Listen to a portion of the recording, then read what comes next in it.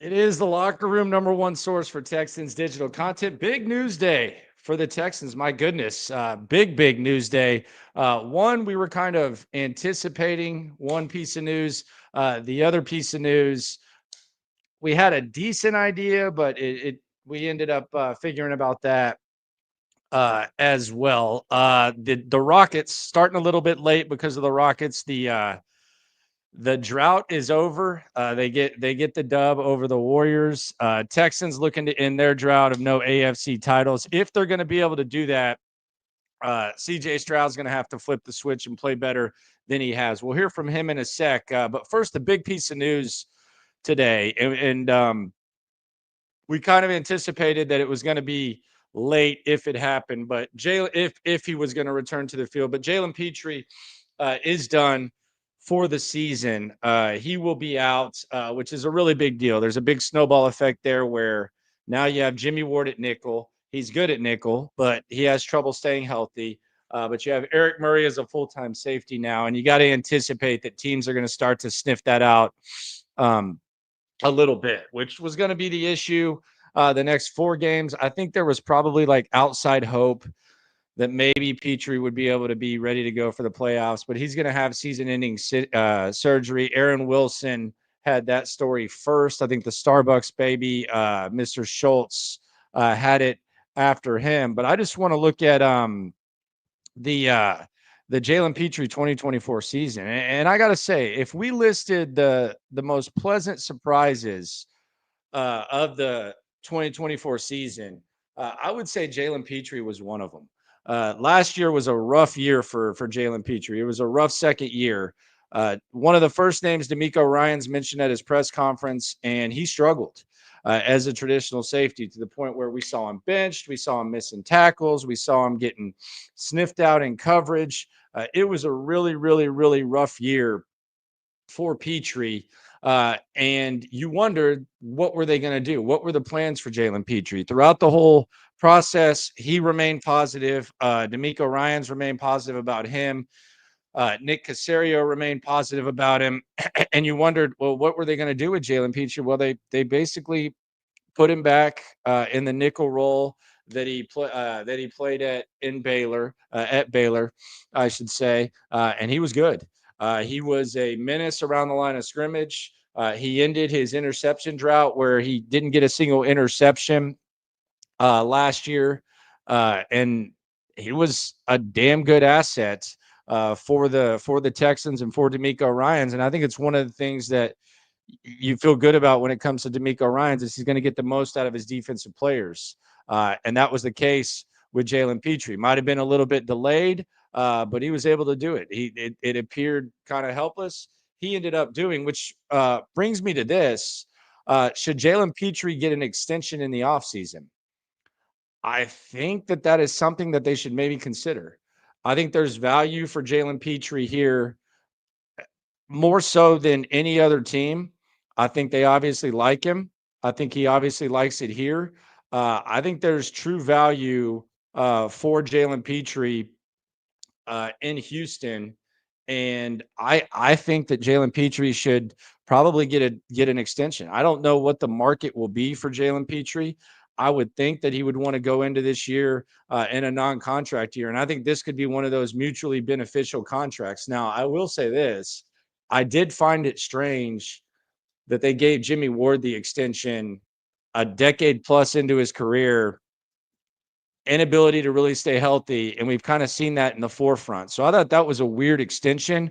But I think as far as the Jalen Pitre thing, you're not going to pay him like a top-notch safety. He's really kind of a hybrid linebacker slash safety mix. I don't know how many other teams are going to be able to get the most out of him. Nobody is really going to want to move him to traditional safety. So based on that, he's eligible for the extension. I think you can maybe get a bargain extension with Jalen Pitre. And the other thing is you're not giving Christian Harris an extension because Christian Harris has been hurt all year. He's going to have to figure some stuff out.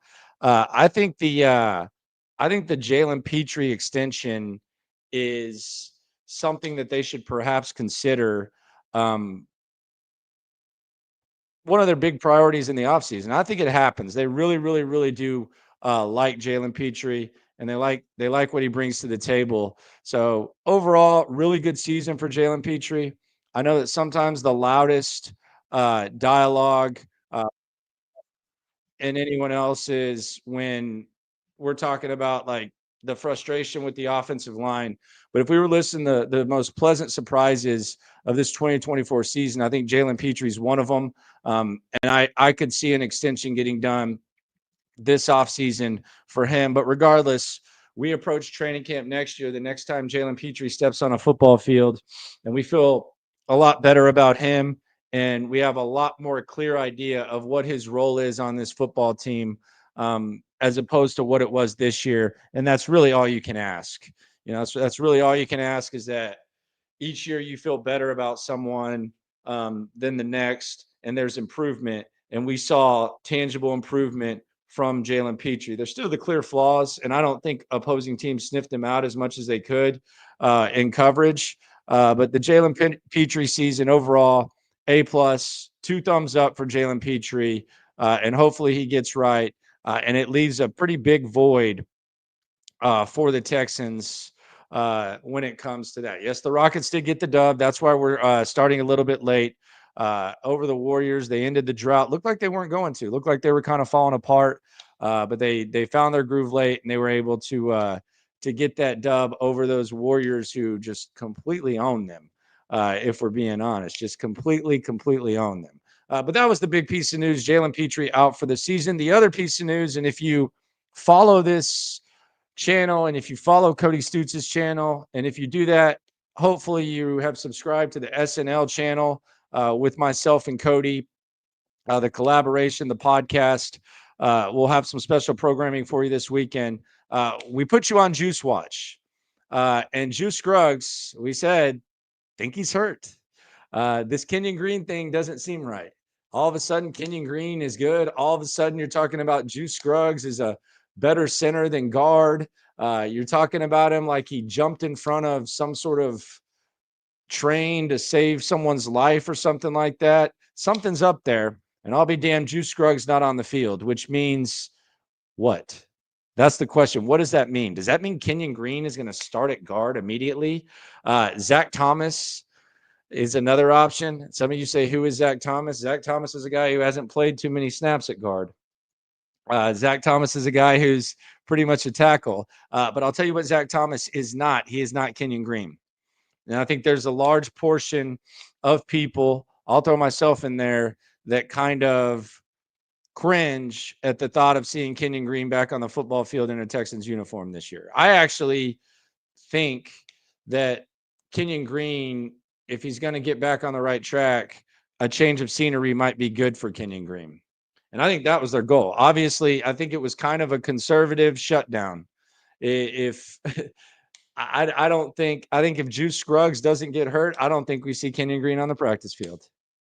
Maybe I'm making too many assumptions. I just don't think that happens. Could be wrong.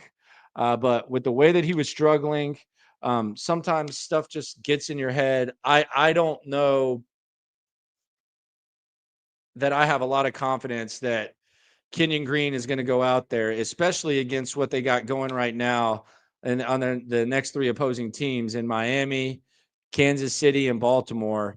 He's going to go out there and look like anything other than a guy who struggles significantly in pass blocking and has some decent reps when it comes to run blocking. Little bit concerned about that. Let's hear from CJ Stroud. CJ Stroud met with the media. Let's hear what he had to say. I also want to ask a pretty big question about the Juice Scruggs situation, and also one of DeMeco Ryan's biggest fears. Let's hear from CJ though. Here's what CJ Stroud had to say. Go ahead. Guys, you got the bye week. How beneficial and essential was that for you guys? Yeah, it was really beneficial. That able to get some time off. To recover. Mind, body, spirit. So, yeah, now we're ready, back rolling, and December ball. Is really important. We gotta put ourselves in a pretty good position, and now we just gotta go. And win some football games. CJ, with the playoff outlook, a win over Miami and a Colts loss means the South for the second year in a row. How excited are you to be in this position now that this early in the season, you can talk about clinching and things like that if you take care of business. Yeah, I mean, you want to put yourself in that position, to win the division as early as possible. But ultimately, we got to go and focus on the Dolphins and Miami and take care of this real good football team coming in here that's getting their groove back and rolling right now. So, we got our hands full with them and got to make sure that we're, on our A game when it comes to beating the Dolphins. CJ, what kind of relationship do you have with Tua? Last year, I got to meet him when we joined practice with him and got to talk to him and, a lot of respect for him, who he is as a person, who he is as a man of God, and then, just the advice he gave me was really good and, I really appreciate it. And, it helped me throughout last year and this year. So, I'm a real big fan of Tua and think he does a lot of great things on the field and, glad to see him back playing and, that his career is going to, continue to be great. And, I'm very happy for him. Can you tell us what the advice was that he gave you? Really just take completions. Yeah, I mean, don't hold the ball too long. So. You got 3 games in 11 days coming up here. Have you thought about the challenges of that, and is there anything you can do in these short weeks to prepare yourself for that? Not really. It's hard to jump ahead and and especially when you got 3 good teams to play. You got to take care of one at a time. And now we're just focused on Miami. Trying to ace that, and then we'll look past that right when the game is over. So, I'm actually excited about it. But anything worth in life isn't easy. So it's not going to be easy. But I think that difficulty of it will help us in the long run. You guys have Christian Harris back in practice for the first time since training camp. What's it been like to see him, especially the impact he made late in the season last year, and the role he's going to have now with the disease missing the next 3 games? Yeah, I think it's huge. I'm just really happy for him that I've seen the hard work he put in. Every time I'm in here, he's in the training room, working hard, and you never want to see a reoccurring injury like that. So for him to be able to come back after so long and still have a positive attitude is just amazing to me. And I actually am I look up to C. Harris in a lot of ways. Just his mentality on how he approaches the game and how he practices, and anything that he does it to his full ability. So I'm excited to see him go out there and ball. Hey, CJ, did you taking this time off for the bye? Did you? I know you were real reflective, and you look at yourself a lot. Did you say, "Hey, this is where I am, or this is what I've noticed as I look at this season to this point"? Any of that happened for you during your bye week? Not really. Yeah, I kind of just detached from ball and from anything that had to do with it. I don't really watch. I watched a little bit of college, but didn't watch any NFL games. But I think it was necessary for me. Maybe other guys do other things, but for me, I needed just to, just get back, just to regular life. There's life away from ball. Of course, it's one of the most important things in my life. I love football, but needed the time just to be away, and I got that. So it was very necessary. But right when the day came, I was back watching Miami. So. What was the fun thing that you got to do with friends and family that was not football to sort of get away? Really just chill. Yeah, we didn't really do too much. So it was just chilling around the house. CJ, you've been around Nico for a while now. He's very competitive. How much does he get up for these matchups against some of what they consider these premier cornerbacks like a Jalen Ramsey? Yeah, he's real I don't want to say to himself, but he's motivated without you noticing, kind of thing.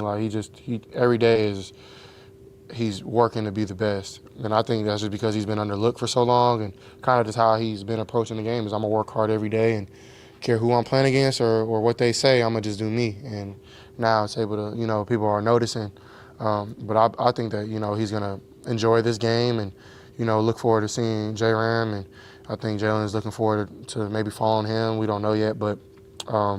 Definitely, I think that, Nico is up for the challenge and ready to roll. So, and I'm excited just to be a part of that. But I think he approaches everybody the same, and he's been an underdog for a long time, and I think that he keeps that mentality, which I think is a good thing. He doesn't ride the highs or the lows. So you mentioned that December football is very important, and DeMeco was just talking about December and January. The biggest thing is finishing games. From your perspective, what do you want to see? What would be the perfect way, per se, to finish games the way you guys want to finish? Winning. Yeah, it's really no crazy proof to the pudding. Just win. I know it sounds simple, but finding a way to win. No, it doesn't. A lot of games come down to one score, and Nothing sounds simple about winning with this squad, especially with that most recent stretch. There's nothing simple about that.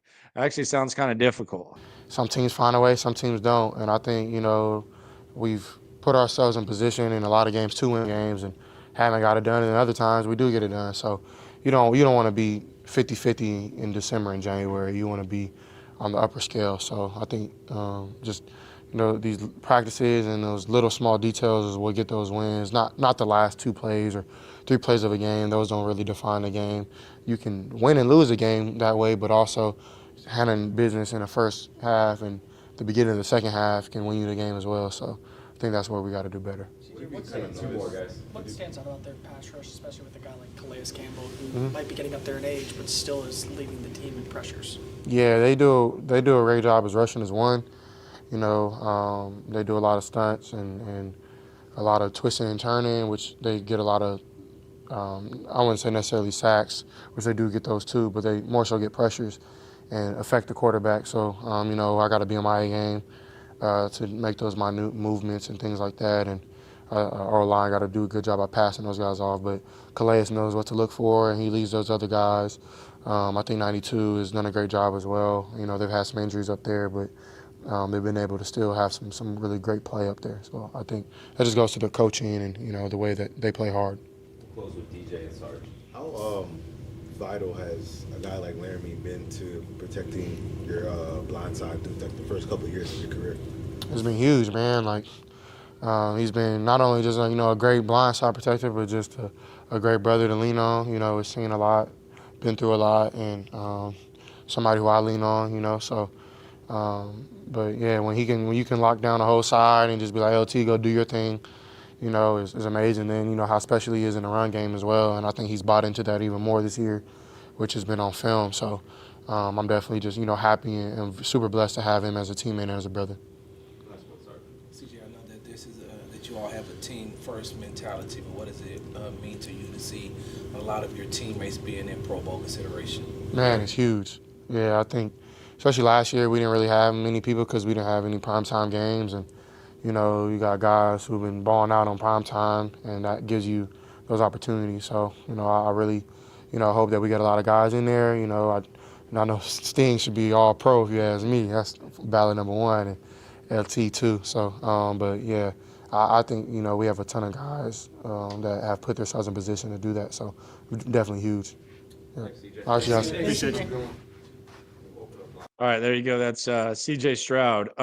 The Pro Bowlers, it's interesting. I would say Stingley's definitely a Pro Bowler. That's a given. I would say Mixon's a Pro Bowler. Nico's probably a Pro Bowler.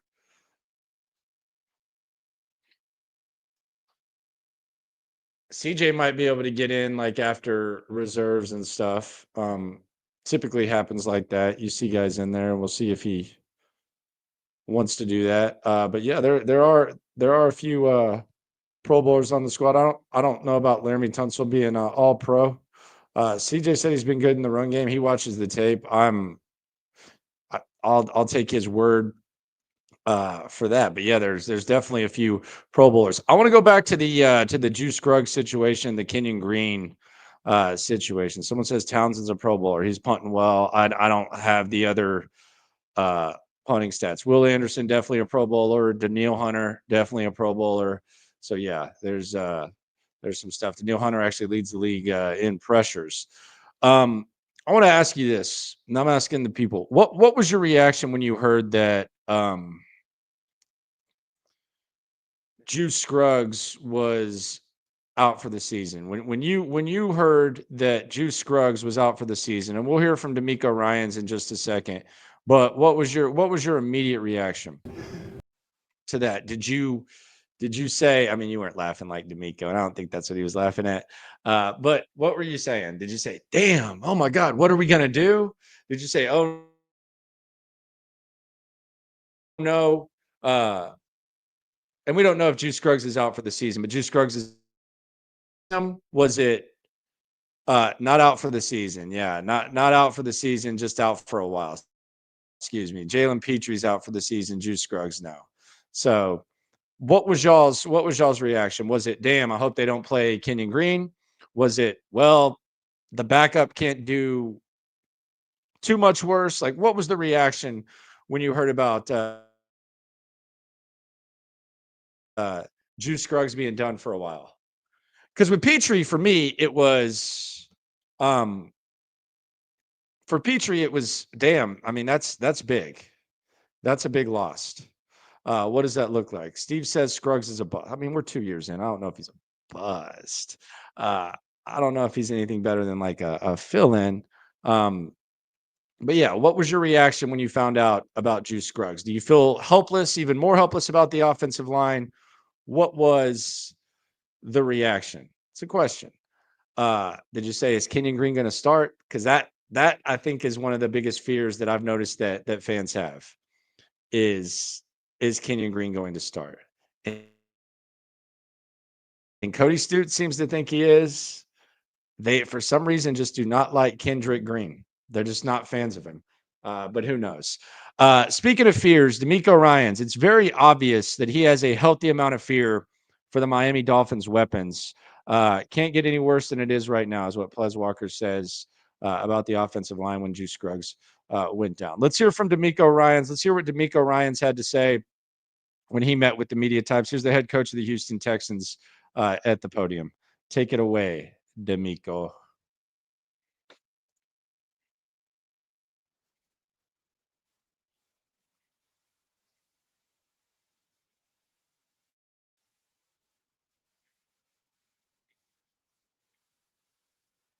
How efficient and accurate too is with the football. Right? He gets the ball out very quickly, but it's accurate, and he's getting into the hands of some dynamic playmakers. You talk about A-Chain, Hill, Waddle, like Jonnu Smith. He has so many playmakers around him that when they touch the football, all these guys are explosive, and they have that ability, right, to take it to the house. So it presents a difficult matchup, difficult challenge, just with so many playmakers who can touch the football. And Tua's done a great job since he's been back, just making really smart decisions with the football. I think Mike has done a great job of putting them in favorable positions, play design, execution by everybody. It's coached really well, and those guys done a really good job.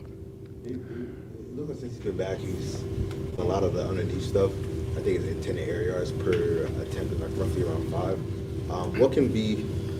What's the balance for DC in terms of kind of that balance of trying to take that away, but also letting them try to be efficient and hope for a mistake?